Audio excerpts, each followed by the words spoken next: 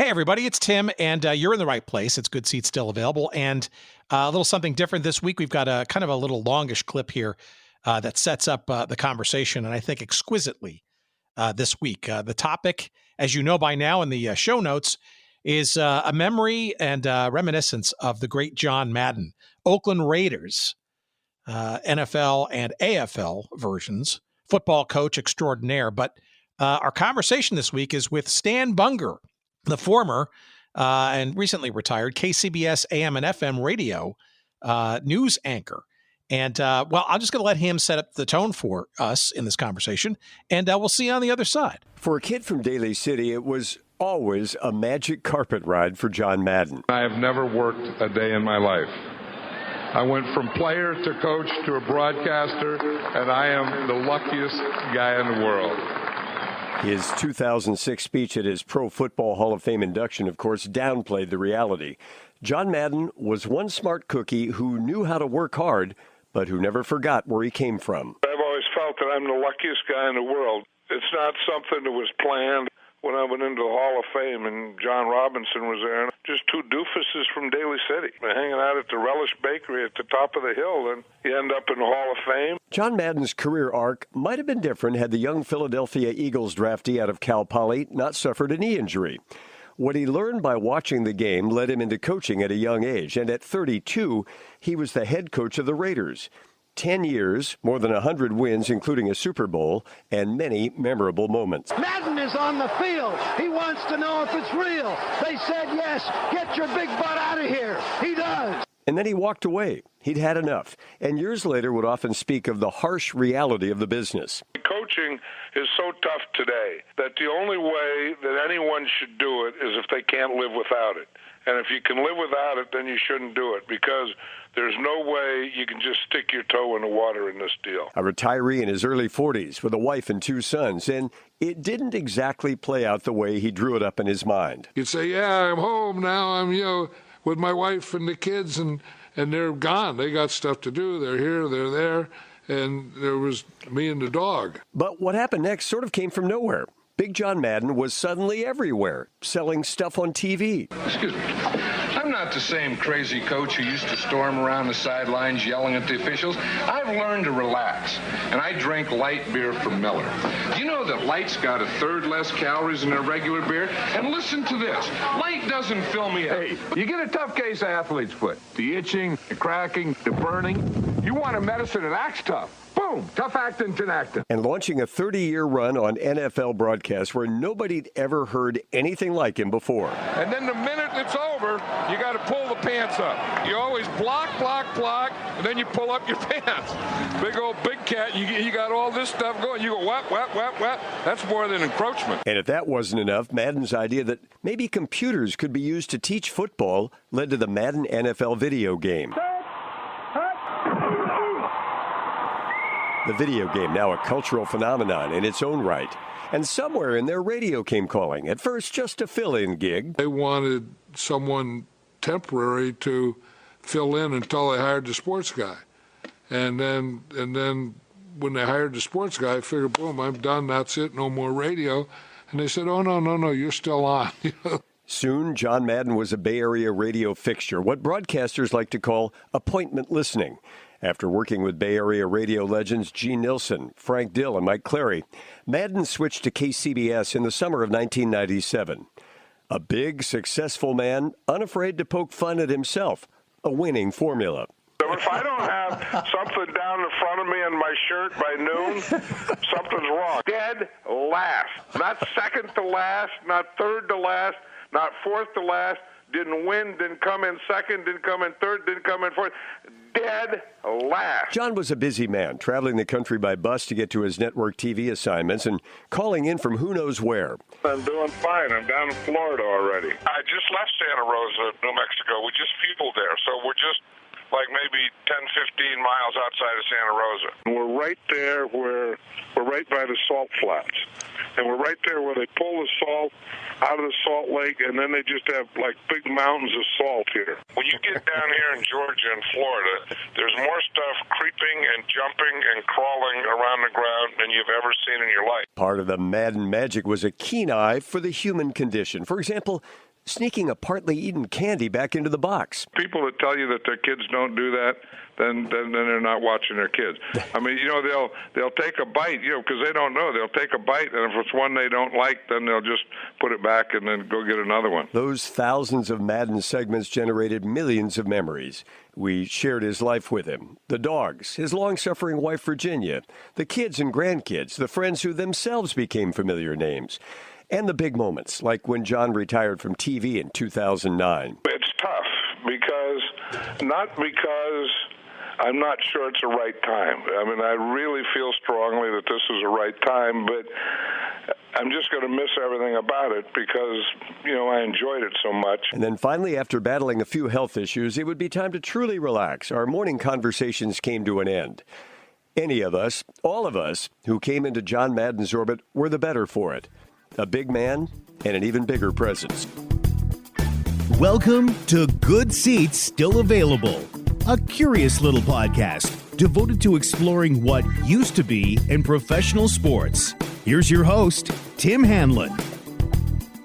All right, let's get the show going, shall we? It's Tim Hanlon, and it's Good Seats Still Available. Thanks for joining us, and hopefully we have ensnared you with intrigue and interest this week as we get into another side of one of pro football's all-time greats, not just as a coach, but certainly as a broadcaster and just as an influential guy beyond the game itself. His name, of course, was John Madden, passed away sadly in the latter part of 2021. And that clip kind of gets us going and set up for our conversation this week with the legendary dulcet tones of Stan Bunger. Now, if you grew up or listened to radio in the San Francisco Bay Area over the years, frankly, over the last almost 30 plus years or so, you are exceedingly familiar with the voice of Stan Bunger, now retired and enjoying life and writing books such as this one we're going to be talking about called Mornings with Madden, but more about that in a second.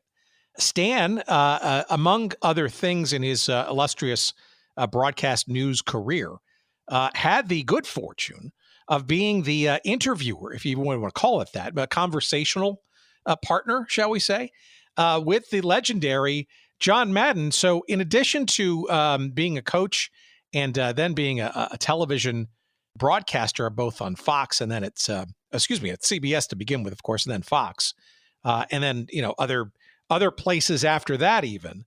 One of the interesting parts of Madden's career was a simultaneous, long-standing weekly appearance in the local Bay Area on a number of different radio stations. And for the last number of years with Stan Bunger on KCBS, an all-news radio station, still is, owned and operated by Odyssey. I think they're out of bankruptcy finally, but I digress. The interesting part of all of this was that while ostensibly a sports guy, right, John Madden, and obviously well entrenched in the football realm and the NFL and all that kind of stuff, he from like the late 1970s, John Madden was a guest on various morning radio shows, mostly around the sports genre as it was emanating, but even regardless of a format change, right? So KYA back in the 1970s on this guy named Gene Nelson, known as the Emperor back in the day, was sort of the early start.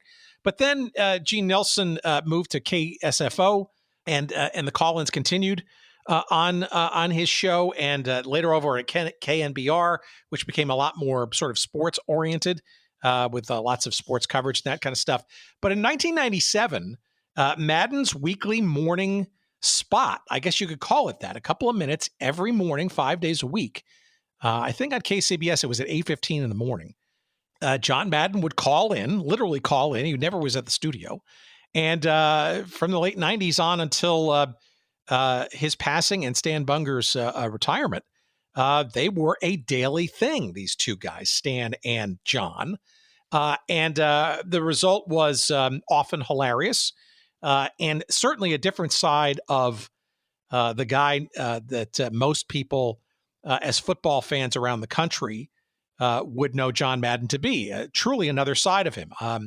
Wisecracking, but also quite insightful, very everyman observations about life. Would call in from the bus while traveling. Obviously, very famously afraid of flying, just wanted to avoid that at all costs. You heard there in the clip, would call in from various locations on the road to go to or coming from a network broadcast and all that kind of stuff. And just a fascinating window into the personality that obviously we love to obsess about here on this show. The Oakland Raiders, right, don't exist anymore.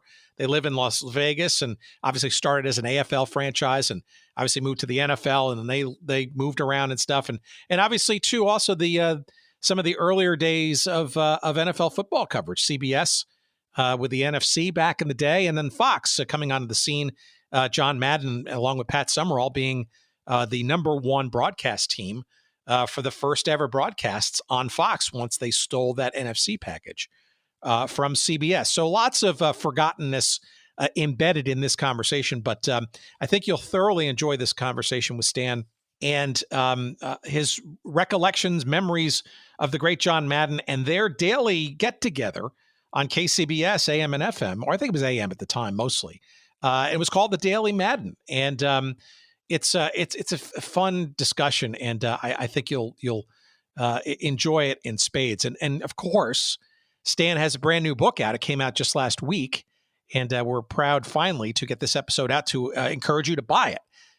It is currently the number one bestseller on Amazon in the realm of sports journalism. It is called Mornings with Madden: My Radio Life with an American Legend, by our guest this week, Stan Bunger. And of course, you can get a copy of this book wherever good books are found. But if you'd like to do us a favor, yes, by all means, go to our website at goodseatsstillavailable.com. Just search up this episode with me and Stan. It's episode numbered, 366? My goodness.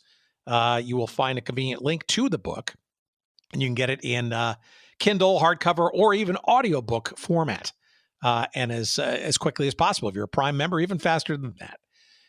So by all means, do so. And let's get into the conversation and heighten your interest for said book. A wonderful discussion with Stan Bunger we had just a few weeks back. It is my pleasure to deliver it to you now. And please, as always, enjoy.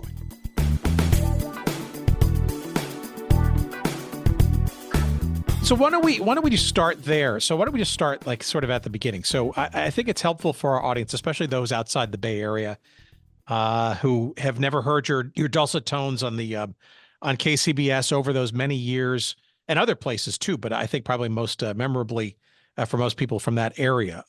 What's your background? You're a radio guy by heart and radio news guy largely, right? Maybe a little background as to how you got into the business, so to speak, and maybe even sort of maybe set the table for how interactions with one of the greatest coaches and pro football broadcasters ever came to be. Well, it's kind of crazy. I mean, I set out to be a marine biologist initially, and somewhere in my second year of community college, an English professor had us write a paper sort of looking forward to our lives and our future education, because I was going to wrap up 2 years in community college, time to go off to a 4-year school. And somewhere in the process of writing that paper, it became clear that cutting up starfish and chitons in a lab smelling of formaldehyde probably wasn't the future that I really wanted to live. So I wound up identifying communications generally as the area that I wanted to study. That led me to San Francisco State University, which providentially had been my dad's alma mater. He played football there back in the early 50s. And when I got there as a newly minted member of the Broadcast Communication Arts Department, a student, there was a sign-up sheet at the campus radio station. I wanted to be a DJ, But I got down to the radio station, and the DJ slots had all been taken by the smart kids and the cool kids who got there before me. So the only thing left was a few slots to be a newscaster. I took one, and I never really looked back. I enjoyed it from jump, and I stumbled out of school a couple of years later with a degree and a fiance, and that was rapidly followed by the marriage to said fiance. And I got into small market radio in California back when radio stations all over America hired news people. And so I covered city council meetings, and school board meetings, and fires and murders and all that stuff. And eventually landed in San Francisco at age 25 at the legendary all news station, KCBS. Spent about 10 years there, got kind of bored, left, did some other stuff, covered high technology on television. And in the summer of 2000, I get a call one day from the boss who I hoped I hadn't pissed off too much on the way out the door years earlier. And the question was, would you like to come back? Al Hart, the longtime legendary morning guy on KCBS, was retiring. I thought about it a little, and to be honest with you, it wasn't entirely sure it's what I wanted to do, but I said, what the heck, let's do it. And what I didn't really consider as part of the deal was the fact that John Madden had been appearing on KCBS for about 3 years. We can get into how we got there a little later on in the conversation, but that's how I got paired up with John Madden, sort of by happenstance and by dumb luck. And the rest of it for the next almost 18 years between John and me was the magic. So you had two distinct kind of runs at KCBS, sort of that 82 to 92 period of time. And then you came back in what, 2000 or so until you left in 2021, which is that's the window in which you, if you will, inherited the Madden conversational relationship. Exactly right. In my first go round, I started as a street reporter and became an anchor. And in the all news format, the anchor sits in a box and reads news and punches a lot of buttons and plays all those little audio snippets that you hear as part of the newscast. And for a guy with a restless mind like mine, it got to be a little boring. And so in 1992, after my first 10 years at KCBS, I headed off and tried a few other radio and TV jobs. And I was living my life. We had a couple of kids by then and life was good. It was in 2000 when the station brought me back that I think I'd hit a sort of a mid-career peak where I realized this is who I am. But what I didn't realize was that there could be so much more to it. And that was the John Madden factor, that I looked forward so much to those few minutes at 8:15 every day when we brought Coach on. And it broke me out of a shell of being a guy who read the news and asked questions. I knew how to do interviews. I mean, I knew all this stuff, but it was in a way the same story every day with just different names and pronouns. And when Coach joined my story, it changed everything for me. I became free of any worry about how I sounded. I became willing to take off and run with the ball whenever I saw open field. And that led me all the way to my last year of my career during the pandemic, when I worked by myself with no co-anchor, with nobody else in the radio station except one producer on the other side of the building, and had to fill acres of airtime because there weren't that many commercials then either. And I could not have done that if it hadn't been for all of the years I worked with John, who just knew how to color outside the boundaries, outside the lines, in a way that still respected the lines, but created a whole new look to what it was you were coloring. All right, before we get into that specific entree there between you and him, put this in perspective for our non-radio geeks out there, right? This is the morning drive, right, at KCBS during this second run. Right, and arguably, is probably the most important day part of well, at least back in the day, even it seems like it's a declining thing, right? But that morning drive is like the cash cow for a station, and it's also the opportunity, right, where you're gaining the most listeners, and frankly, probably have the most leeway to have these sort of guests and conversational kinds of impact, right? Well, Tim, you're dead right about the importance economically to the radio station. And again, this is, I hate to sound like an old guy, although I kind of am. Radio now might be a little different, but in those days, you're absolutely right. Morning drive, that time from, let's say, around 5 a.m. till around 9 or 10 a.m. was where the money got made at a radio station. I mean, the revenue from advertising during those time slots, or that time slot, those hours, was in many cases exceeded what they made the whole rest of the day on the radio station. And so it was really important. What you put on the air was important. How you sold it was important. And to be given that job was important. And so for me, I was in a highly visible position at a really important radio station.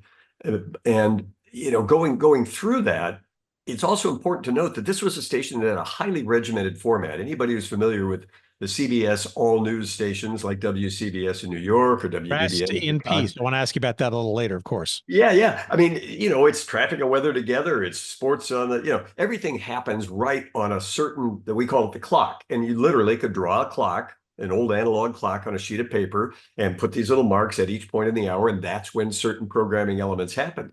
And into the middle of that, we drop this, sideline prowling, press pass twirling on his waistbanding, booming telestrator working madman, John Madden. And it was absolutely the exception to the rule. How much time were you given in the mornings to do this? Did you have to bob and weave sometimes, betting on how big a news day it was? And some of that is true too. Yeah, some of that's true. And when they originally, and it's funny because in the research for the book, I was finally able to connect with a guy that everybody had kind of told me was a bit of a he'd kind of vanished. His name is Gene Nelson. He was a legendary Bay Area disc jockey, and he was the first guy who put John Madden on the air as a morning sidekick way back in 1982. And Gene told me a version of the same story I lived much later, which was he had bosses who would come in and say, "Hey, look, we've only got 5 minutes for this Madden segment. It's going too long." And Gene would turn to his boss and say, "Okay, let me ask you a question. Would you rather hear me play another record or hear Madden tell that story about the day he got the jackhammer and took it out in his backyard? You tell me." And so it was scheduled for 5 minutes. It usually went much more. My poor predecessor, Al Hart, was constantly being beaten up by his bosses about the length of the thing. And poor Al could just, it drove him crazy. He just was trying to get John to wrap up practically when he got started. I was able to, I guess, eventually probably realized it wasn't going to do any good to argue with me about it. And we eventually, some days it would go 10 minutes. And you're right, though. There were days when the news really did take precedent. Hey, there could be a crisis. And some days we didn't put him on, or we told him, "Hey, coach," and he got it. There was never a moment where John would say, "No, I'm more important than an international crisis." That wasn't who he was. Okay, so two things there. One I want to unpack, and the other I want to ask you a question. Then we'll deeply segue into the dynamics of this the conversational relationship. So the Emperor, Gene Nelson, right? I mean, he was it his idea to bring on Madden? This is back in the 70s when Madden was still coach with the Raiders. And I think I guess they also followed each other, or Madden followed Nelson when he crossed town from KYA to KSFO, right? It's how that first got started in the first place back when he was coaching. It's kind of wild, yeah. So I think the best version of the story that I've been able to put together, and talking to people who were there at the time, is that John had left the sidelines. Now, while he was still coaching, I believe he did appear with Gene Nelson. Perhaps during the offseason. Gene was a guy who did a disc jockey show, but not just a record spinning show. He had people on for conversations. And John would have been at that time, as the Raiders ascended to winning a Super Bowl. And of course, John left coaching after only 10 years as a head coach. During that era, John Madden was a Bay Area celebrity, and he continued to be one after he left the sidelines, and it almost immediately broke into, you have to remember, there was this little transitional period where you could see John all the time on television doing Tenactin commercials, doing Ace Hardware commercials, light beer commercials. Of course. Right. And so Gene, and I think John was well aware that in his new reality as a media figure, there was almost no such thing as too much publicity and too much visibility. And so the idea that he could hang out on the radio with an accomplished DJ with great ratings like Gene Nelson must have appealed to him. As to how it actually happened, the best version I've been able to put together involves a guy named Fred Green. And Fred was a college classmate of mine who had wound up with a job at the station where Gene Nelson was. And he was a production guy. Fred's job was to put together commercials and station imaging and that kind of stuff. And Fred had an agile, creative mind. And John Madden at the time would come into the station quite often and be recording network radio features that he was doing. He and Fred would be his recording engineer, and they'd get to talking. And eventually Fred thinks, it would be kind of cool if John was on the air here every day. So I guess he floats the idea to Gene Nelson, and Gene Nelson says, that's a hell of an idea. And that's how it started. John used to tell a version of the story that made it sound like they wanted him to do morning sportscasts, as in come in and read the scores and all that. I don't know that ever actually happened, although maybe somebody discussed it. But pretty much from the beginning with Gene, John's job was just to hang around with Gene on the air for 5 minutes or more, as it turns out, and let the two of them bounce funny stuff off of each other.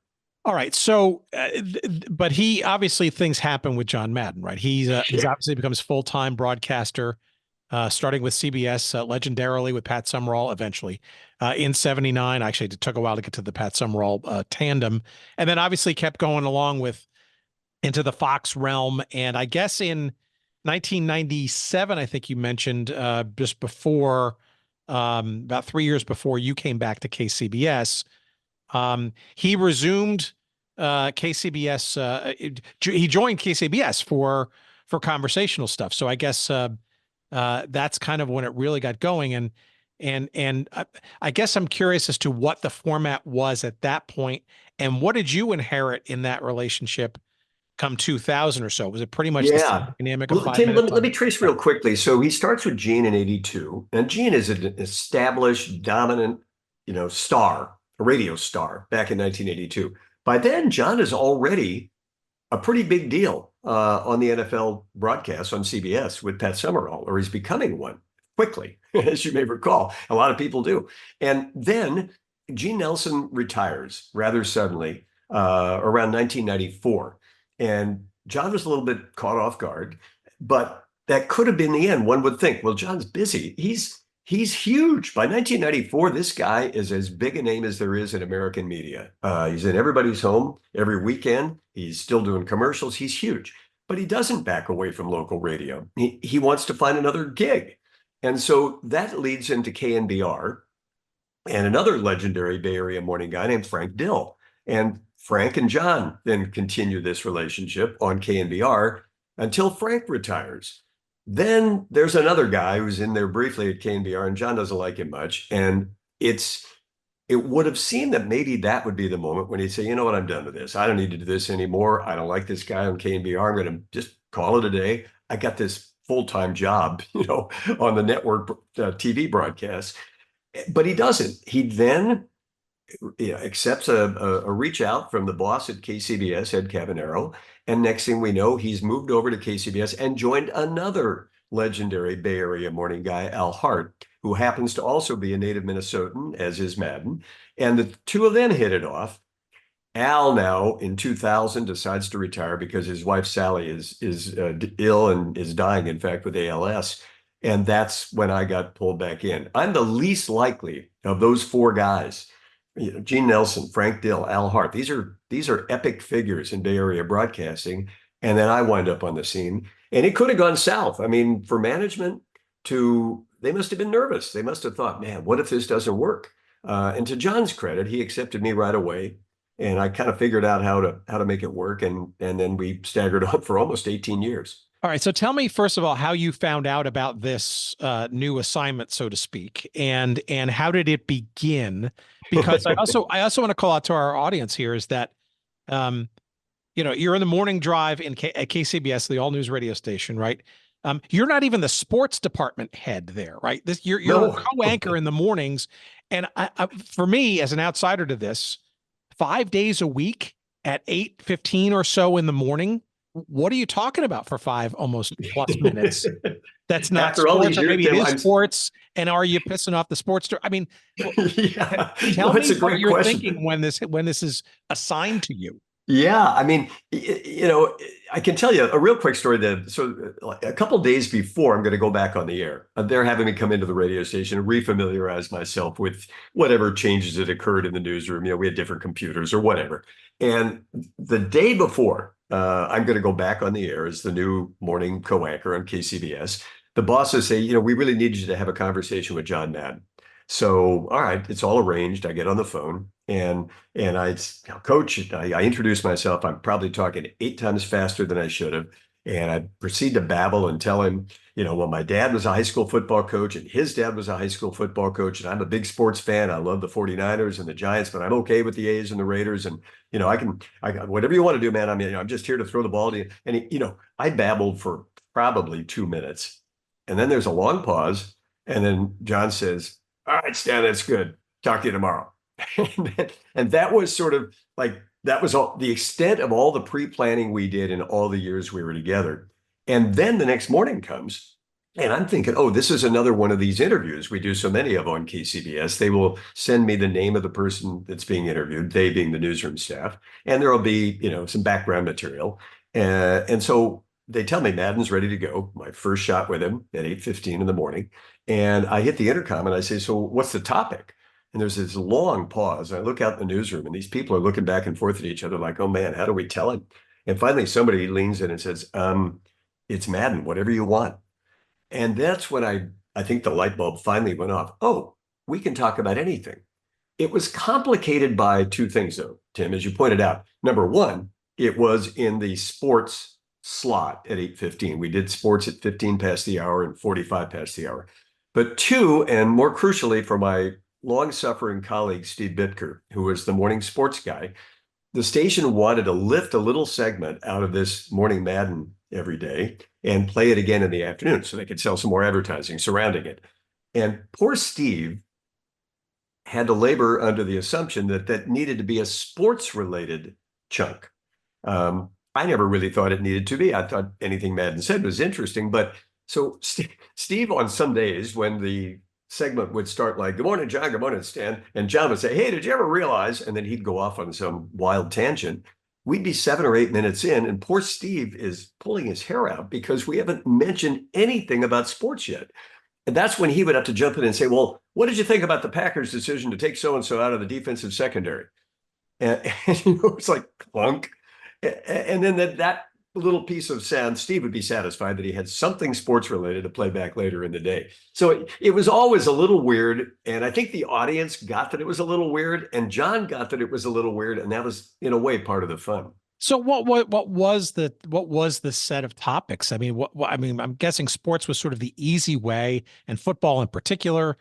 And I think to our audience, put this into perspective here, right? You're talking about 2000 or so when this relationship begins. He's still with Fox Sports at that time, but this also this KCBS conversational thing that's happening just about every day in the morning also is aligned with various movements of his on the television side, right? He goes to ABC for a couple of years. Yeah. I mean, he and then to NBC by the end of the decade. And then by the end of the decade, I think he's pretty much done with his broadcasting stuff by the end of the aughts.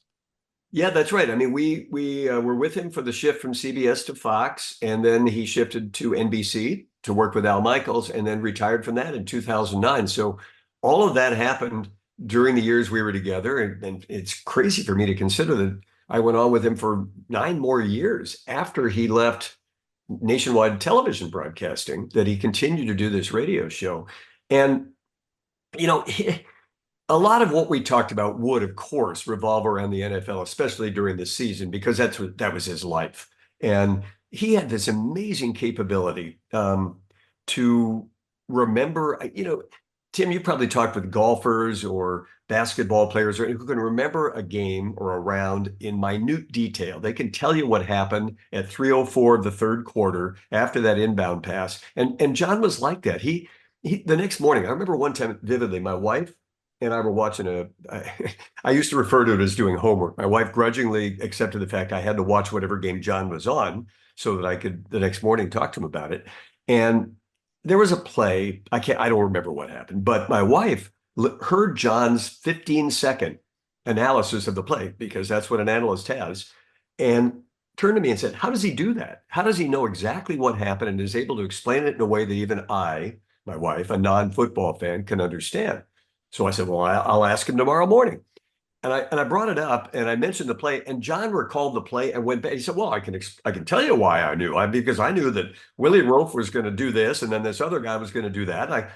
And it was mind-boggling to me. It explained why he was such a genius at his real day job, because he was working on about 4 different levels. He obviously understood football in the way that only a great coach could, but he also understood the medium in which he was working and the tools of that medium that he could use to enhance what he really was trying to do, which was teach and inform, because that's what he was first and foremost, a teacher. So was the majority of the conversations then sports and football related, or would it be whatever was on the top of his mind, or Jim, your mind, or topically what's going on in the news? Yeah, it could have been any and all of the above. I mean, often it started with whatever was going on in football. If the Niners or the Raiders had a game the day before, or we'd be talking about the coming weekend's games, but not exclusively. When football was not in season, it could revolve around baseball or tennis. He watched a lot of tennis. The NBA, he loved the NBA playoffs. It often revolved around bocce, a sport that's not normally considered to be one of the great American well, I have a Northern Italian heritage, so I know bocce. Well, there you go. He doesn't strike me of a guy though that has the patience to play it. You know, the thing about it, Tim, he didn't have the patience to play golf. And I really think it was him and Steve Mariucci. He met up with Mooch when Mooch was, an assistant coach with the Packers. And somewhere in that connection, Mooch took him back to, what's the name of the town he's from? Iron Mountain or whatever it is on the Upper Peninsula.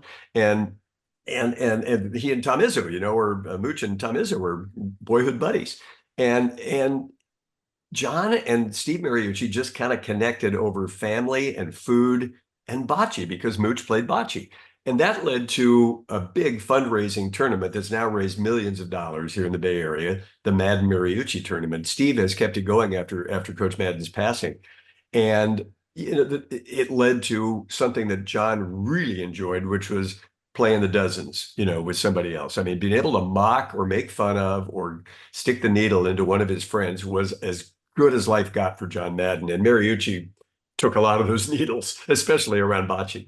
All right. So give me a sense of the in-season Madden conversations and the off-season ones, right? The in-season ones to me had to be just crazy madness and maybe almost like a travel log, because he was traveling, as many old fans remember, right? He was famously fearful of flying, and he would travel by bus to these games, and just sometimes just crazy week to week, often cross-country kind of jaunts and stuff. I'm guessing he's calling you from the bus on these trips. I'm wondering, like, how much of your conversations was just like, hey, John, where are you tonight? Where are you this morning? Yeah, it often was like that. And, I remember one time he said, if you don't know where I am, guess Nebraska. It's a good guess, because they took, at first it sounds really romantic, you're on the bus going around and around the country.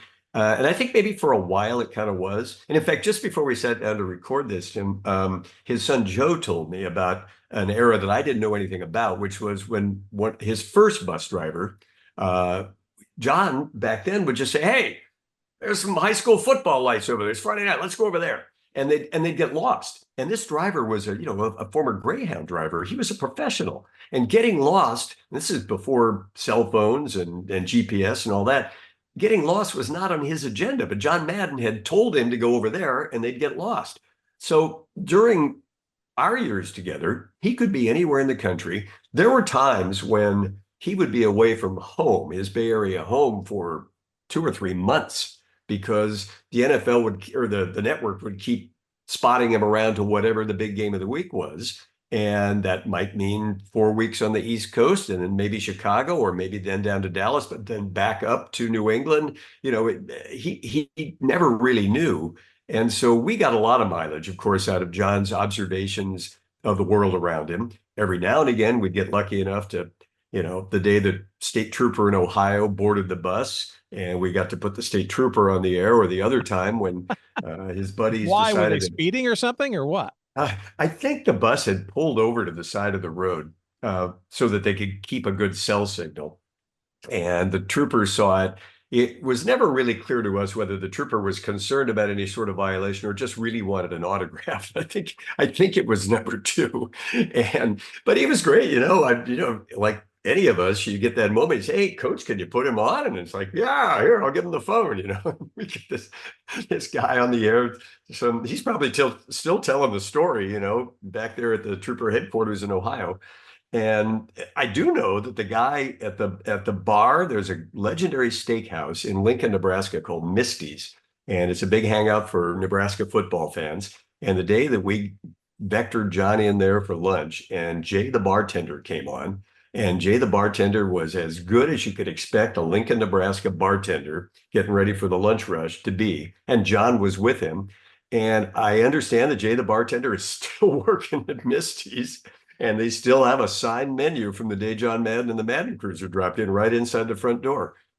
So this seems to me that this is Madden, as a media personality, right? By this time, right? I mean, obviously the coaching thing in football being sort of his roots and his legacy and stuff. But to me, this feels like this space on the radio every morning is almost sort of a brand extension, if you will, of his personality versus anything having to do as a football analyst per se, right? This sounds like just he's an entertaining guy who just happens to have been, a Hall of Fame football coach and current national football announcer. This is almost like another dimension for him to kind of express his personality, right?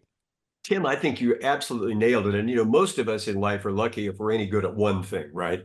This guy was good at everything he touched. And I mean, I puzzled over this for many years. Why would a guy, the biggest name in there was one year in there where he was making more money as the analyst, not the play-by-play guy, the analyst on the NFL broadcast than any player in the league. Why would that guy need to show up at 8:15 every morning on his hometown radio station? That's a good question. Why?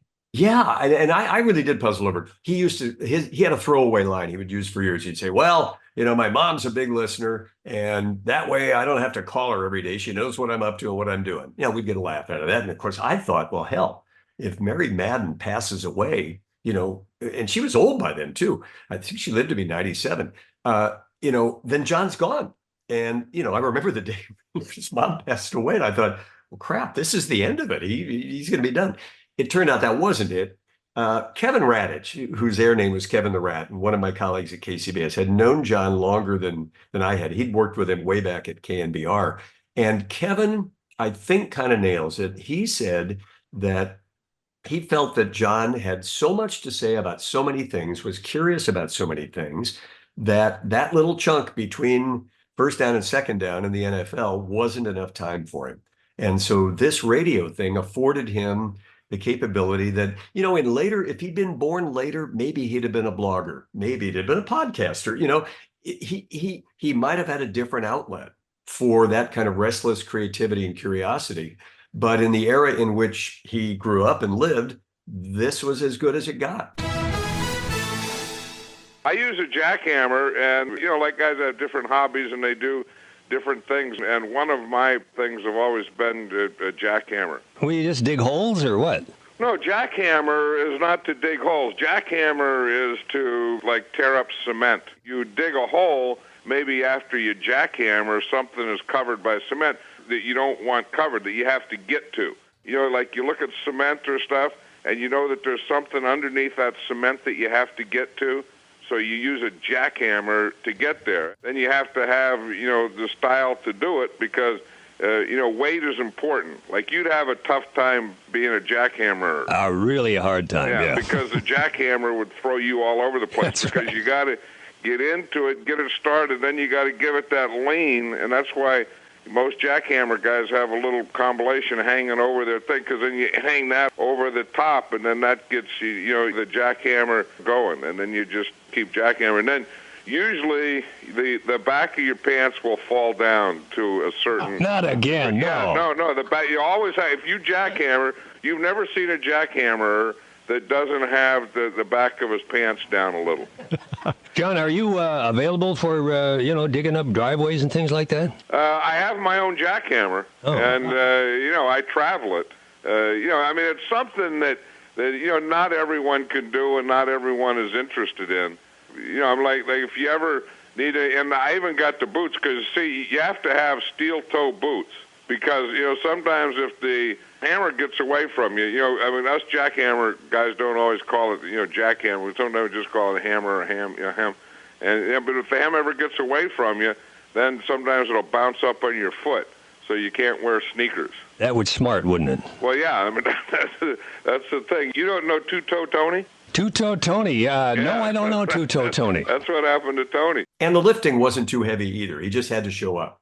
Well, how about for you, though? I mean, was it kind of, first of all, I'm wondering why, and if ever was contemplated the idea of maybe syndicating these things beyond the San Francisco Bay Area, because having grown up in the New York area and school in DC and living mostly in Chicago, but I would have loved to have heard these conversations. I mean, I'm sure today it would have been an obvious, opportunity for syndication as a bit, right? But I'm just curious as to, what did the conversation sort of fall into? Did you have to set him up all the time? And did you have to do some background and some research and stuff? Did you have to watch the games and stuff just in case? Or was it, who kind of started the conversation every day?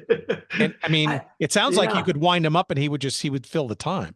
You just never knew, Tim. There were days when he'd come on and we used to laugh about it at the radio station. You could almost tell that maybe he was a little sleepy or a little tired or, whatever. It kind of felt like, what's that? I'm sorry. Too much turducken.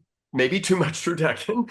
And you could almost feel it in his voice, just in the way he said, "Hey, good morning," or whatever, that there might be a little glimmer among all of us in the studio that this might be a day where we have to kind of ask him some questions. There would be other days when he'd come right out of the barrel with some bizarre observation or some off-center question, and we would just go in that direction.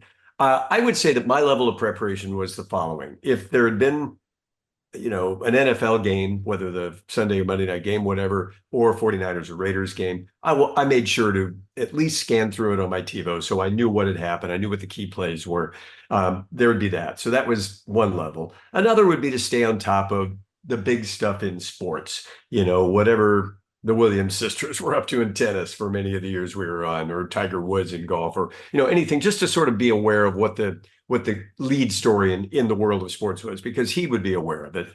And then beyond that, it might be about the weather in the Bay Area. It might be about whatever holiday was coming. Once he had grandkids, that became an issue, the grandkids in Halloween, the grandkids in Christmas.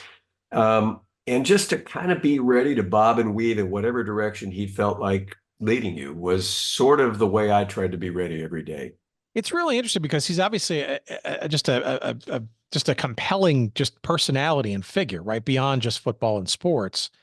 And here he has this, this unique release valve. I mean, why do you think it was like these 5 minutes a day thing? I mean, it almost feels to me like he would be suitable for a regular slot, maybe a couple of hours a week or maybe an hour. I don't know. It just seems like 5 minutes is just a small cherry on the top. It might have felt to him more like a job if he'd had to do a whole hour or a whole half hour. This way, I think it just must have felt to him like that opportunity to hang over the fence with the neighbor and, shoot the crap a little bit and just kind of start his day that way, because he was not a great early riser either. It struck me much later. The rest of us in morning radio got up at 3 or 3:30 in the morning in order to get to work on time, and we're putting him on at 8:15. But much of the time he was on at 8:15. That was Pacific time, and he was in the Central or Eastern time zones. So he didn't really have that tough a life. So I think for him, it just checked a lot of boxes. He could do it without having to work too hard at it. He could have fun with it. He enjoyed the people he did it with, which was something that I didn't really fully appreciate myself until after he was gone, that he must have enjoyed hanging out with me. Maybe not as much as I enjoyed hanging out with him, but enough to make it worth his while to keep doing it. And that kind of all added up to something that was just perfect for this guy at this stage of his life. How much of the interactions were in person versus remote and calling in? Oh, 100% called in. Tim, in all of the years that I worked with him at KCBS, from 2000 to 2018, he never once came to the radio station, not one time. Um, my in-person interactions with him were at various events. We every year, I guess starting in the early 2000s at any rate, we would pull together a barbecue. And really, it was John and his family pulling together a barbecue at their soundstage in Pleasanton, California. And we would show up at this soundstage with all of the radio station's clients and a few employees and just eat and eat and eat some more.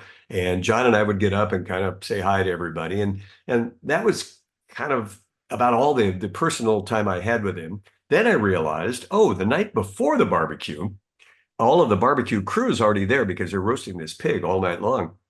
And we would have sort of like what do they call it at a restaurant? The staff dinner, where everybody eats before the customers come. And I would start going out for those.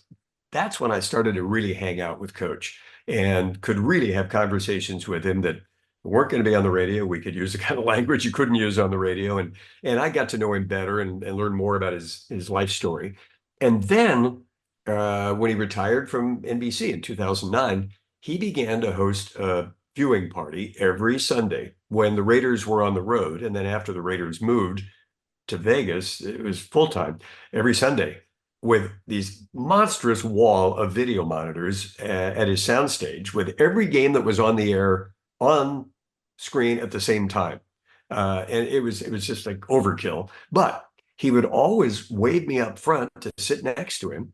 And I would just sit there absorbing football knowledge and life knowledge and just funny stories from John, who always wanted to talk. He wanted to know what I thought about stuff, and so that was the personal relationship that I was able to develop with him. I write in my book that I kind of regret. I don't kind of regret. I really regret that I didn't figure out until he'd already passed away that there was a personal relationship. And I don't want to use the word exploit because that makes it sound like but you know how it is. Maybe you've got a friend that you don't stay in touch with as much as you should, and you realize, wow, that would have been good for both of us if we'd spent more time together. That's kind of how I feel about those years with John. I wish I had been more sensitive to just the reality of our relationship and spent more time with him. Yeah, it's got to be an interesting dynamic too. Once he ended his television football broadcast career in 2009, right? That I'm guessing he's got a little bit more time on his hands, and perhaps maybe. Did you notice any change in the tenor or the context of the conversations at that, or was he just the same old John Madden, but now just without the sort of national football platform each week? It's a great question, Tim, and the answer is yes. He definitely became a family man, and he would talk about this even after his coaching career ended when he shifted over to television. Now he'd missed the raising of his own two sons, Mike and Joe, and I believe, and he said it. I'm not putting words in his mouth, that he did not want that to happen with his grandkids. So they all lived nearby. He was engaged in their lives. He, as the boys got older and wound up in high school football, would go to their games and park his pickup truck. The schools where the boys played would let Coach park the pickup in sort of outside the end zone so he could just sit in the pickup and watch the game. And so that was a key element of our conversations after 2009, after he left television. Also during that time, he became really involved with the NFL. He was no longer covering it, so he was free to become sort of an insider. And, it's known as the Madden Committee. I can never remember the exact title of it, but it's, some coaches committee that John chaired. And he didn't just put his name on it so they could use it on the letterhead. He was deeply involved in all kinds of issues, from player safety to rules rewrites. I don't think there was ever an NFL issue where John would say, I don't know. He had an opinion, and it was a well thought out one about just about everything. So that last part of his life, that led to an awful lot of great conversations on the air about what should this behemoth, the most valuable sports organization on the planet, what should it be doing? What's the right thing, not just for the players, but for the game itself and for the fans and broadcasters? Did you ever, well, I want to get to the football thing in a second. Did you ever talk about his aversion to flying, maybe where that came from and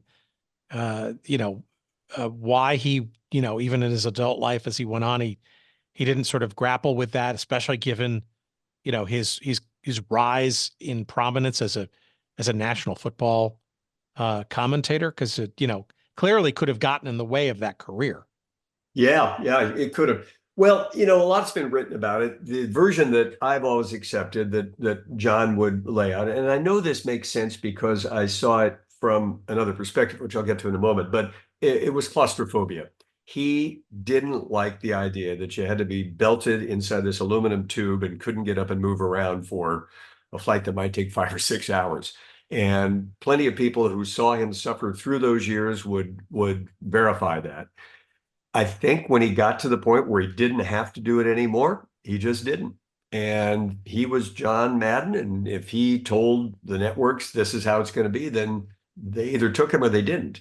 And he never failed to do his homework. He would get to the site of a weekend game on Wednesday or Thursday and be deeply involved in research. There may be broadcasters who do more work than John Madden did to prepare, but I've never met one. And I know that this claustrophobia story is true because he also really, really did not enjoy getting on a press box elevator, for example, at the sorts of stadiums where you had to do that. So, it's odd. And he would speak kind of candidly of it. Here's this great big guy, had been a borderline professional football player himself, but for a knee injury, probably would have played in the NFL. And yet, this notion of confined space was a defining factor in his life. How about his observations about football, and in particular the Raiders? I got to think the various moves of the Raiders, the evolution of the NFL, sometimes for the better, and frankly, sometimes not so much, say with injuries and CTE and the advent of gambling and all those kinds of things. How much did he regale in and or lament both the Raiders and football generally that you can remember? And frankly, how often were those conversations relative to anything else you might be speaking about? Yeah, Tim, they were quite common. Let me divide it into two categories because I think one deserves some special attention. That's the Raiders. I mean, John Madden was a Raider, and he's still, beloved by Raider Nation, as well he should be. I mean, he and Al Davis, and can only imagine what that was like. That could not have been an easy job to be Al Davis's head coach. But I think it was difficult for John sometimes because, hey, we're an all-news radio station full of inquisitive people who want to get somebody to answer a question, to say what he necessarily really felt, because he's still intertwined with the Raiders, I mean, he's part of the Raider family. I don't think that could have been easy for him to have had to feel that he maybe had to pull a punch or not tell the whole story. Maybe he knew more than he could say about the Raiders' various moves over the years, including the departure for LA and the return, and then the departure for Vegas. So that would be around the Raiders.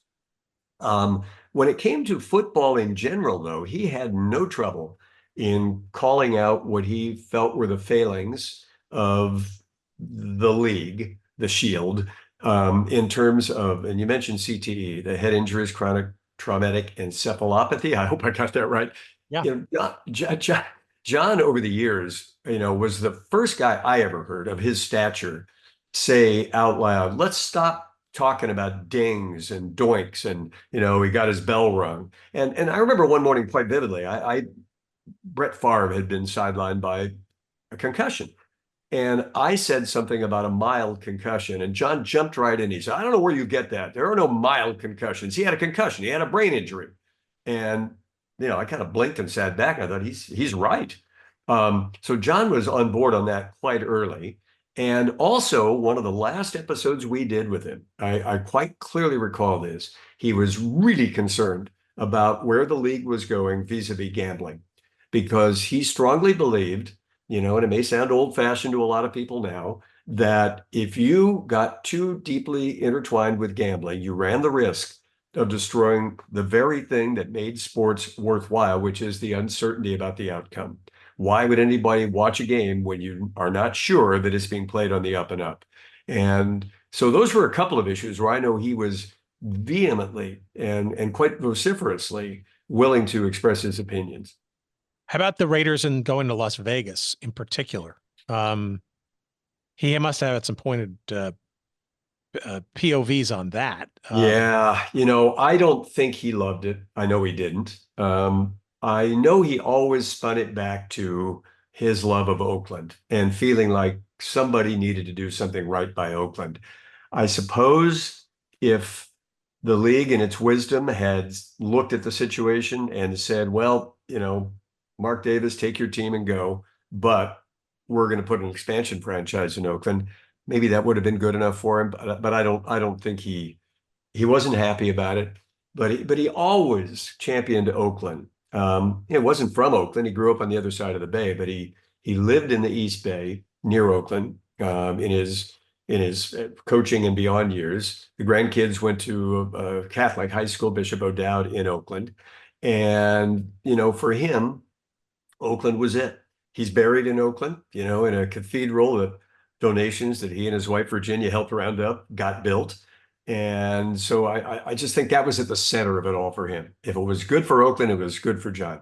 As we're recording this, this is an interesting week for Oakland. You wonder if the two of you were still doing your morning gig, and I would imagine this week in particular would be an especially emotional and or agitated time, given the A's winding down their many decades life in that Coliseum, and moving to supposedly Las Vegas by way of Sacramento. I mean, what do you think? Give me a sense of what you think that conversation would be like this week, both from your side and his. Yeah. Hey, good morning, Coach. What about this A's thing? Stan, I tell you, it's wrong. It's just wrong. There's no reason that Oakland needs a baseball. The A's potential peregrinations were news even back when I was talking to him, several years ago. I mean, there were ballpark plans being floated and crazy ideas to build one here, there, or the other place.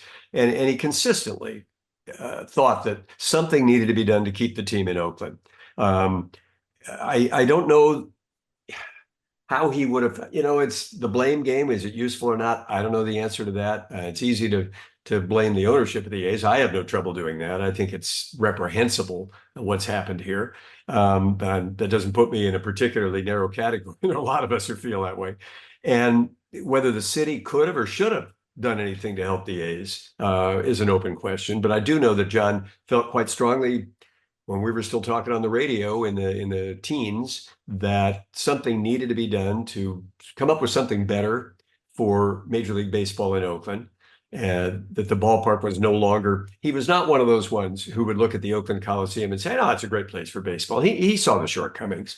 He understood that something needed to be done. And the fact that it didn't get done and that the team is, as we speak right now, as we record this, about to play its final homestand, its final series, he would have been saddened by it for sure. Yeah, sadly, it's. Oakland was, and the East Bay was sort of the center of the sports universe for quite some time, from the late '60s onward, and then all of a sudden, now we're looking at the very last major league franchise that's now essentially leaving that area, and it's just it. We've talked about it with a few other folks, but it's got to be a gut punch to the East Bay, to Oakland in particular. And frankly, probably the general Bay Area, right? Because it is a metropolitan area. San Jose obviously has grown like a weed. San Francisco is still very vibrant, but Oakland has always been very much a part of that dynamic. And for so many years, right? You had, two competing baseball teams, two competing football teams, and Oakland always, for other sports, like the Golden Seals, dare I mention them, and their parents. I'm glad you did. Well, but I mean, even if there was just only going to be one team in the area, Oakland was a convenient place to have it if San Francisco proper or San Jose wasn't ready, willing, or able. And it's just, to me, it feels like a real sad time because the metropolitan area suffers. And whether you're an East Bay person or a San Francisco person or a South Bay person or whatever, it doesn't really much matter because the whole region suffers from a loss like this. I agree. And, we're looking at a market here of 7.5 to 8 million people. So, we're not New York, we're not Chicago, we're not, but it's a big market. And to realize, I didn't mention Los Angeles because we just don't speak of them up here, but, Right. It's just hard to fathom that this market can't continue to support 2 NFL teams and 2 major league teams. And the loss of the Raiders first and now of the A's, and the fact that each of those represents a kick in the groin to the city of Oakland.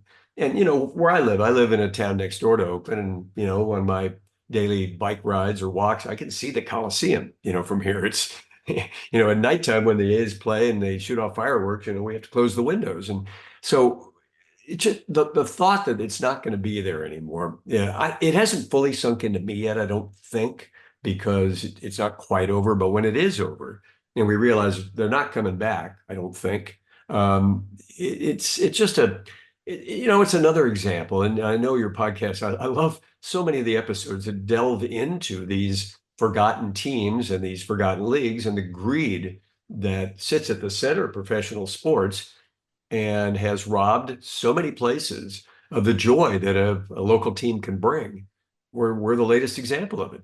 Yeah, and look, and no story with about John Madden is complete without sort of that. I mean, he is, you said before, he's a Raider through and through, and he's obviously known, and his entire NFL coaching career was largely in Oakland as a Raider and both leagues over those years. So, for our audience who was not lucky enough to hear you guys yammer away for all those years, give us a sense of like some of the I'm going to call them tangents, but sort of the topics. I mean, were there any coalescences around? I mean, you mentioned in the book like food was certainly a constant topic, and I know football obviously was. But like, what did you sort of learn from him, or what were you surprised by him in terms of topicality, especially when he was the one driving the conversation that morning? Yeah, his interest. When I first met up with him on the air, I thought, okay, a football guy, and I never got much more than that. My image of him from watching broadcasts, he was really good at what he did. I knew he must have been a pretty good coach to assemble his career record, which remains, I think, the highest winning percentage for anybody with a 10-year coaching career. He wasn't yet in the Pro Football Hall of Fame, but eventually and belatedly would be.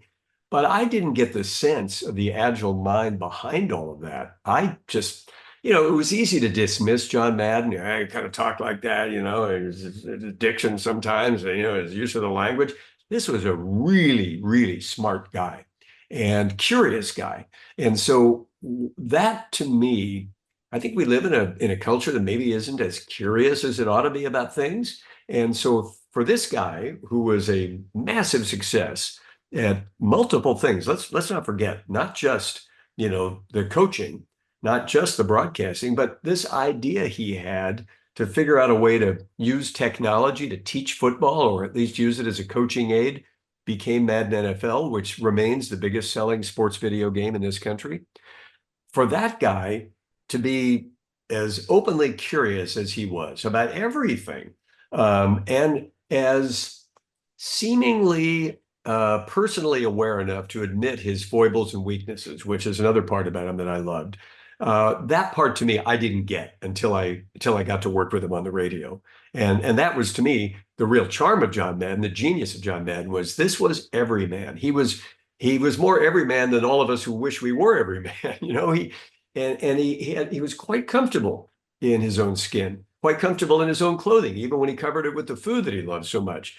Those were the kinds of things that often either were direct or indirect topics of conversation when we weren't talking about sports. Yeah, it seems like food was a big deal, like some of his favorite restaurants and stuff. The Asparagus Festival, who knew?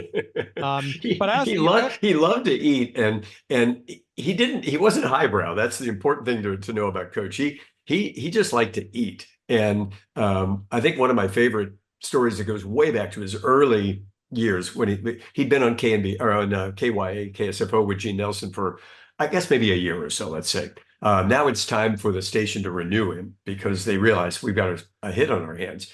So the suits from the radio station troop back to New York, where at that time John has an apartment. He owns an apartment in the Dakota, the legendary Upper West Side building where John Lennon was murdered out front. And, I mean, this is it. This is where you go when you made it in New York back then.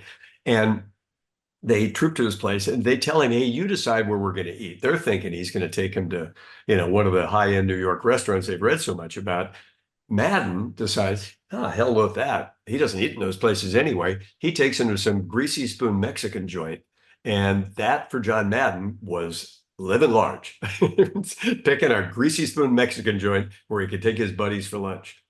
I find it fascinating that this relationship of yours, right, was largely at a distance, right? I mean, very irregular in-person sort of contacts and stuff. So I just got to think that dynamic is really interesting. I mean, when you're talking about, food and golf and the bus travel and, his opining on football and all the various topics and stuff, right?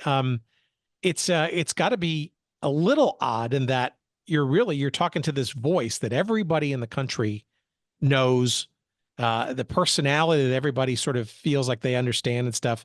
And you have this unique, exclusive 5-minute plus window every weekday with this guy. And yet rarely have the opportunity to kind of, talk with him in person and stuff, yet probably learn more about him and his personality maybe than anybody because of that very interesting dynamic. It is kind of weird when I think about it. And of course, Tim, as a podcaster, you probably get this, that there is something about, without over romanticizing it, that sort of theater of the mind thing, where radio or podcasting, I think even more so in a way because it's super intimate. Almost everybody listens to a podcast by actually sticking something inside their ears, versus radio, which at least in my era usually came out of the car dashboard or your clock radio. And I think there is something about that. There's an intimacy that's at odds with the reality. The reality is you're separated by maybe 3,000 miles over a phone line. But the intimacy part is just two voices communicating. And as you said, John had an instantly recognizable voice. Everybody, it rounds to everybody in America of that generation or those generations knew that voice instantly. And so as I've thought about it over the years, I think it probably worked out better that we weren't in the same room, that it was all driven by trying to dance with each other's voice. Did we step on each other some? Yeah, probably me doing more of the stepping than him. But it worked, I think, because we were having to respect that barrier, which is both it's a double-edged sword. It's a physical barrier, but sort of lowers the intimacy level, I think, creates greater intimacy because you're not sitting right there looking across at each other and maybe fidgeting or whatever happens. Yeah, I'm surprised you guys didn't go on the road, say, for a week during one of his trainings or something. Well, like that. It's a great regret of mine that I never got a ride on the bus. I was on the bus a few times at, stops and got aboard and, looked around and kicked the tires and all that. But I never, and he would tell me, oh, yeah, we'll do that. And it just never happened. To have experienced what that part of life was like. Although people who did it tell me it wasn't as great as it seems because A, he kept the bus temperature at sort of like meat locker, and B, he had a very, very rigid set of rules. I mean, he owned the back of the bus where his sleeping quarters and shower were, and everybody else sort of had to do whatever he wanted, including stop where and when he wanted. So it probably wouldn't have been as much fun as it looked at first. So you left KCBS in 2021, but he left a number of years earlier. How did the relationship and the setup sort of wind down? Some of it I'm sure had to do with his age and various health concerns and stuff. But how did it wind down? And was it surprising? Roughly 2015, 2017 or so? And I'm sure you were just devastated when he wound up passing a year plus later.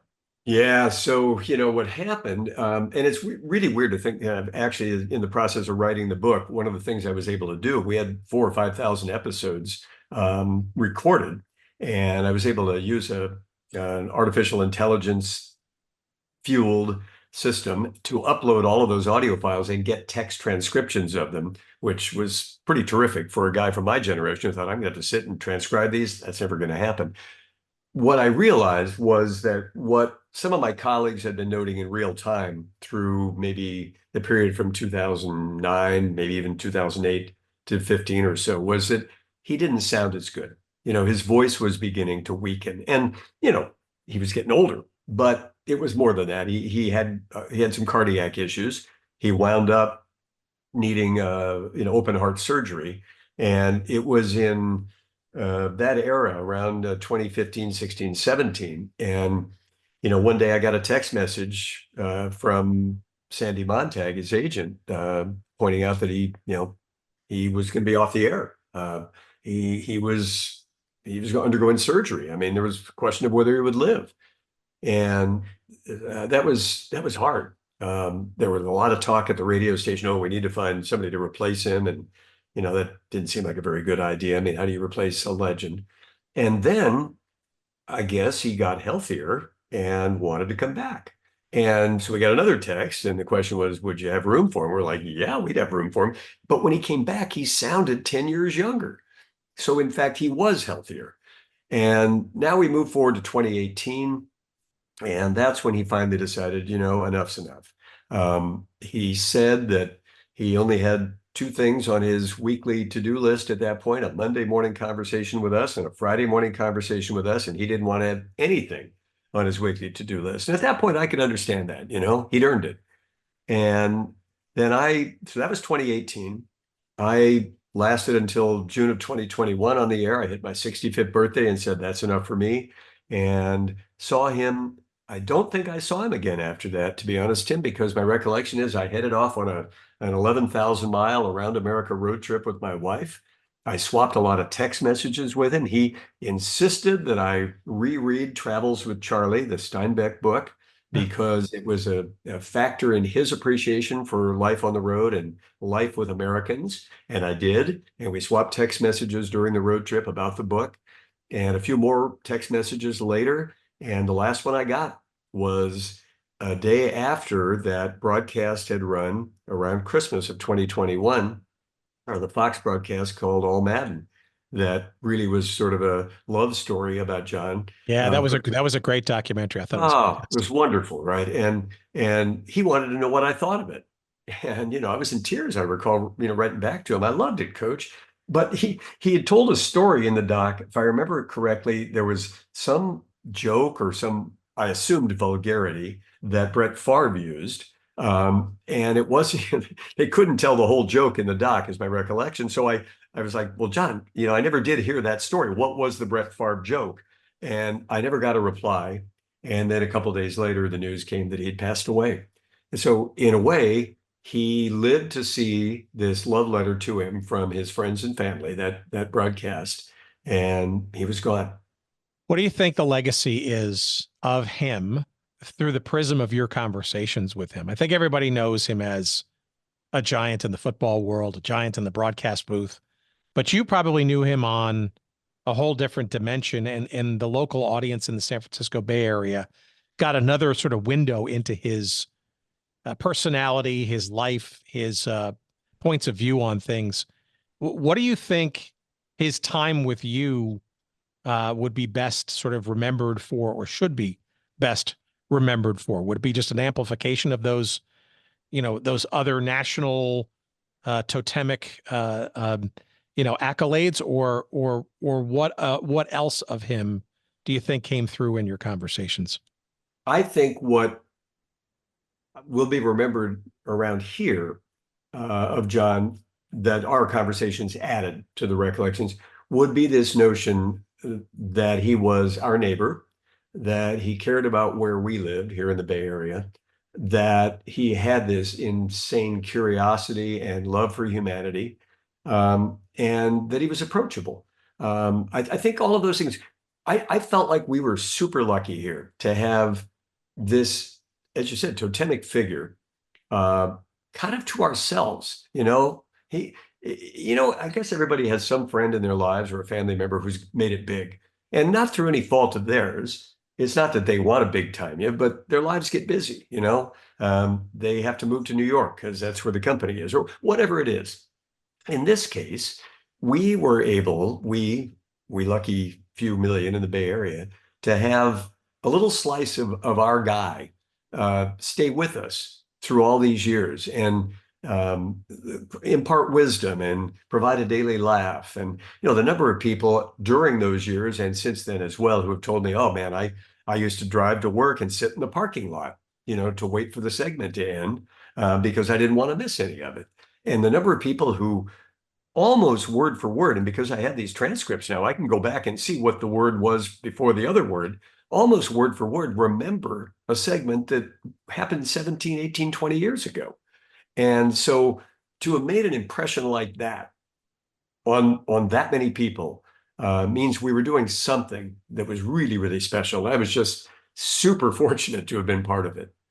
All right. So here's the big wind-up question I have for you, because obviously you're a long tenured radio broadcast guy, news person, and part of what I would argue is a very sort of a special fraternity / sorority of men and women that were part of, and I was too for a brief period of time after college. I was an intern and also worked at CBS News in the Washington, D.C. bureau for a bunch of years in my previous life. Yeah. It's got to be a pretty sad thing to see what's happened to the CBS radio brand under the new owners, and in particular, I think probably heightened by what happened to WCBS, the legacy station in New York, just a few weeks ago as we record this. What's your personal assessment of both the I don't know, the slow but steady decline of news radio, in particular the CBS brand, in all of that, and frankly, radio news and local news in general? Well, it's a multi-part question. Obviously, the decline of local news, whether it's print, radio, or television, is in my not so humble opinion, not a good thing for our society. But I also look at the economics of all of it and realize that, you can't force an audience to consume something it's not consuming. And, the audiences continue to drop, the available audiences. Now, maybe somebody out there's got a great idea that will turn this pendulum back and people will begin to consume. People say they want local news, but they don't seem to vote much with their ears and their eyes or their dollars. And so for now, for a lot of people, their local news source is Nextdoor or Facebook or TikTok or whatever. And I don't mean to demean any of that, but what I'm saying is that the traditional media, radio, television, and print newspapers or their online versions are really struggling to find a business model that keeps them going. Having said that, there's a separate issue that addresses radio, and that has to do with the debt load that was taken on by a number of companies over the period, probably starting in the early 2000s, to roll up long rosters of radio stations, and then that debt came due. Well, when the debt comes due, what are you going to do? You declare bankruptcy, or you cut, or you do both. And that has happened to all of the leading radio companies. And to me, though, as you pointed out, the demise of WCBS, the station in America's biggest market, where the all news format began, and remained legendary call letters and still employed really, really good people, is just a gut punch, a real gut punch. And to think that WCBS is now whatever it is, I guess sports and gambling related programming, just kind of hard to swallow. I don't know if there's going to be a comeback. I mean, KCBS, my former playground, remains viable. I think we all run the risk as we get older saying, well, it was better back when. And maybe it was, or maybe it wasn't. Maybe it was different. Are they still serving an audience? I think so. Out here, we worry a lot about earthquakes earthquakes and crises of that sort, wildfires. So to have a place where there remains a 24/7 newsroom is not just economically important, but very comforting, in a real sense to people who know there is still one place that when everything gets scary, they might turn. I hope that doesn't go away in the years I've got left on this planet, because I do think that the intimacy and immediacy of radio news is something that's very, very hard to replace any other way. No, that's well said. I mean, I'm talking to you from Chicago, where we're blessed to at least still have the old WBBM still, and KNX in Los Angeles still exists, and there's still WINS, the one now news station that Odyssey owns in New York, and yeah, it's just it's. I don't want to be old man yelling at the clouds, but it is. I know. It is a loss, and you listen back, and I think the full appreciation really doesn't happen. Like I just cannot stop listening to all these old clips and memories and stuff of the old WCBS and stuff. So many things dating back to the evolution of, news and radio coming together all, with just on the CBS network level, even before WCBS as a station came about. I mean, just the amount of talent and news programming and breaking events and how that the New York metropolitan area found out about that stuff. And just, you would think that was unimpeachable, that station, that those call letters. And nothing is anymore, right? And that's the and it's funny, Tim. I've been most of the way through Gene Twenge's remarkable book, Generations, which breaks down all of the existing American generations. I think there's 6 of us around now: the silents, the boomers, the Gen X, the millennials, the Gen Z, and I thought the younger one. I'm not sure they've settled on a name yet. The current younger one. And if you look at all of them, the silents, my dad's almost 95 and he's still around. He's a silent. I'm a boomer. My kids are millennials. Somewhere in there between Gen X and millennial is where radio began to lose its luster. And I don't mean that it was doing anything wrong. Technological innovation, cultural change, whatever. People began to drift away from the version of radio that brought us all the things you just mentioned. And whether we can get it back, or whether there's something, some creative thinkers can come up with to create a new reason for people to tune in, or even if not tuning in, because I think one of the real challenges that both radio and television have now is the nonlinear nature of life. I mean, we grew up in a linear world. If you wanted to watch something, you had to watch it when it was on. You didn't have a TiVo. If you wanted to, a podcast wouldn't have existed in that model, but now it does. And because it does, the question is, well, how do you create something that still has utility? Is that wildfire is about to burn your house down story still good 3 days later as a podcast? Or, do you need to know it in the moment? The answer is obvious. So I think this is kind of the challenge. And I know I'm like you, I don't want to be the cranky old guy. I was lucky to be born when I was and sort of lived through the glory years and work with the people who, had the experience you just described, who were there when Edward R. Murrow was on the air, who were there when the all news format was invented, were part of those changes that were so exciting. Well, look, I appreciate that perspective. Obviously, you're one of the rare few who have had the the long career and being behind that microphone and being the eyes and ears for a whole generation or two of listeners in that area, bringing news and events and information to them. And again, it is something to be cherished and remembered and celebrated. And I just hope that whatever, and I'm a technology guy. I'm very much into the, future and the evolution of media and stuff, but you just wonder what's going to get lost when there is an increasing lack of communalism when it comes to understanding events as they break and analysis of such. And I think that's what local radio, at least historically, has been able to do in the past. And I just worry about what's going to kind of eventually replace it, if anything, and then what transpires because of that. But that's probably a podcast for another conversation.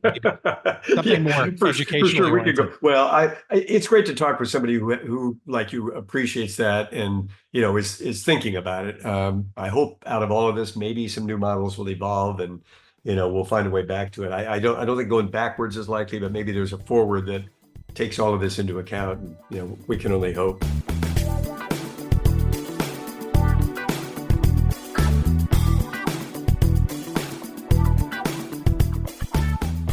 All right, our thanks to Stan. And let's see. I want to clear up something from the beginning of the show.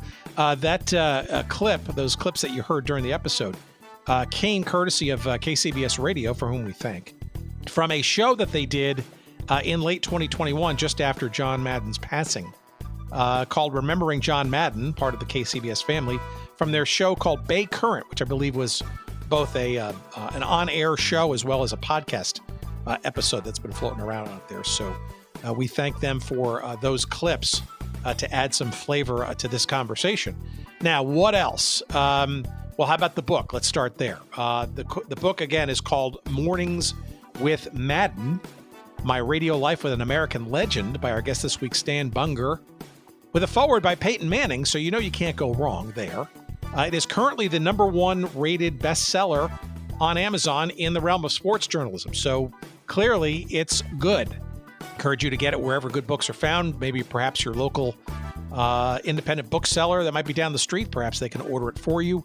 But of course, you can conveniently, perhaps most conveniently, purchase it through the links that we provide for you on our website at goodseatsstillavailable.com. Just search out this episode number 366 with me and Stan, and you'll find a couple of convenient links that'll take you to Amazon's delivery mechanisms for either the hardcover, the Kindle version, or the audiobook version of this great book. It is published by our friends at Triumph Books.